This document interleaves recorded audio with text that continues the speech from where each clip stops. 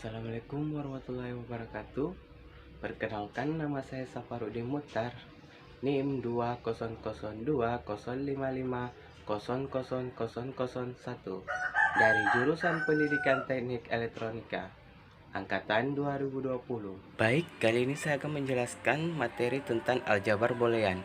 Di mana pengertian aljabar boolean adalah sistem aljabar himpunan atau proposisi yang memenuhi aturan-aturan ekuivalen logis.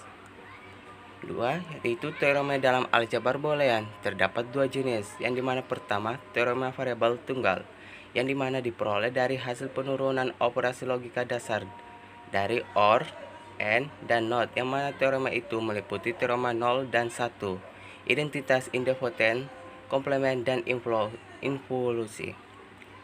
Teorema variabel jamak, yang dimana terdiri dari teorema komutatif, distributif, asosiatif, absorpsi, dan Morgan. Hukum aljabar boolean.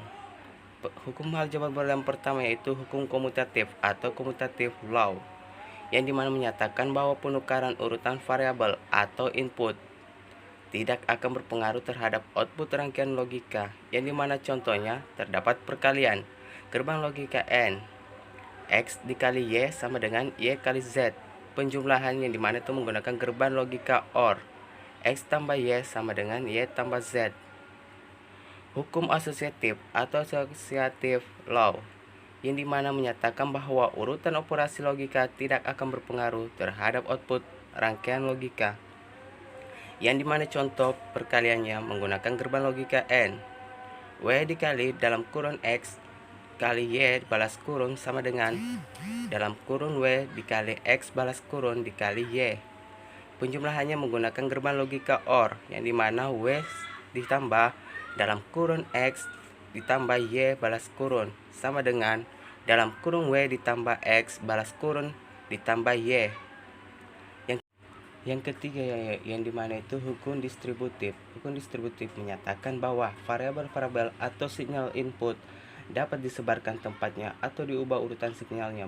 Perubahan tersebut tidak akan mempengaruhi output keluarganya, yang dimana contohnya itu distributif atau pembalikan, yang dimana A ditambah B dalam kurun ditambah C balas kurun sama dengan A ditambah B ditambah A dikali C sama dengan yang kedua. Contoh kedua itu A ditambah B dikali C sama dengan balas kurun A ditambah B balas kurun dikali dalam kurun A ditambah C balas kurun.